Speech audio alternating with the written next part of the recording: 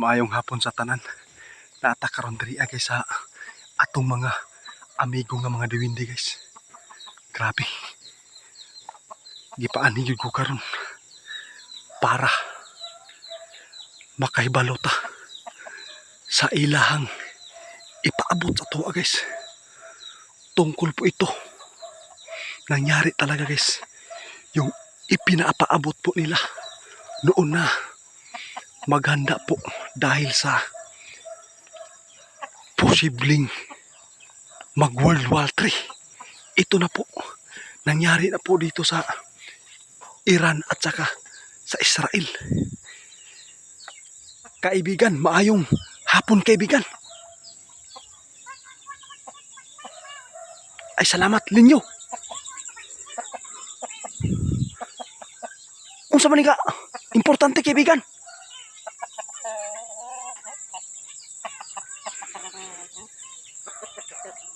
Diyos ko po guys. Diba nakitaan nato karon. Nag-viral guys ha. Iran batok Israel. Gipaabot na daw ni kaibigan nga ang may tabo kung mualarma ang Amerikano guys, sigurado mauna ni ang may tabo diri guys, maapektuhan ang Pilipinas. May tabo yun ang World War III daw guys.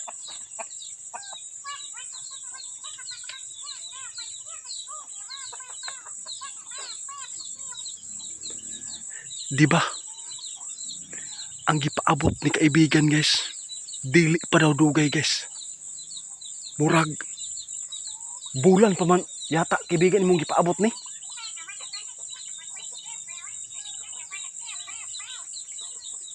Grabe guys. Nakita ninyo ang ilahang gipaabot sa tuwa. Kung may tabo nga magbikil ang Iran o Israel, di ba karon mauna ni daghan nangamatay guys. Pero kaibigan, unsa man ka delikado diri kaibigan, maapektahan ba diri sa atoa sa tong Pilipinas?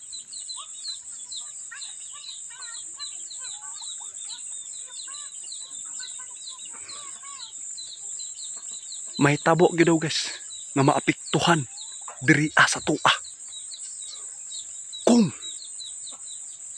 mualarma, muapil na ang taga Amerika, sigurado may tabo yun guys ang napakadelikadong World War III.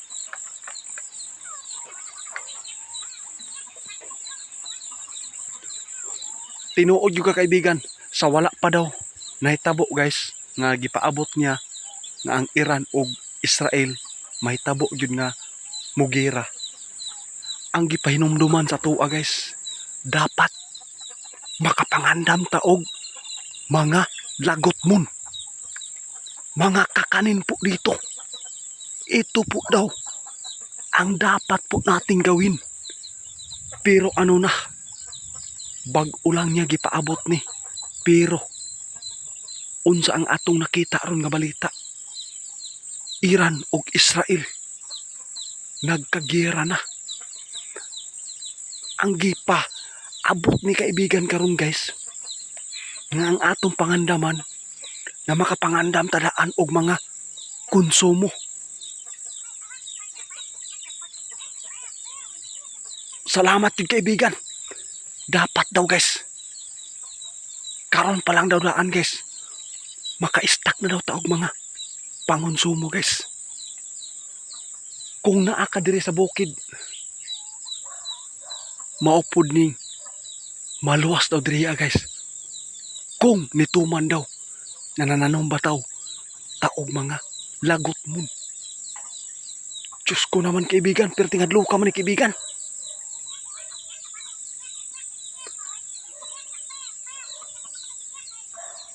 Oo kaibigan, daghan daw ta bantayanan karon guys. ang gipaabot nila guys. Tanan-tanan nahitabo na gyud. Grabe gyud kaibigan no. Kani kaibigan dito ni gikan sa inyong kaharian. Salamat gyud sa tabang kaibigan. Guys, grabe guys. Galing po sa kaharian po nila to guys. Nagmonitor sila diri guys sa mga pangitabo diri sa atua. Dako kayong salamat kaibigan. Dapat yun daw karon lang daan guys. Makaimpake ta og mga pangonsumo. Kung simbak ulang yun, mualarma ang taga-Amerika, muapila sa gira sa Iran o Israel. Sigurado, hindi po daw mapipigilan guys. Mahitabo yun daw ang World War III. Kaibigan, perti na akong panimbaho pa ni karon kaibigan. Unsaon na to ni diri kaibigan. Maluwas ba ta diri kaibigan? Ug basihan nato diri guys.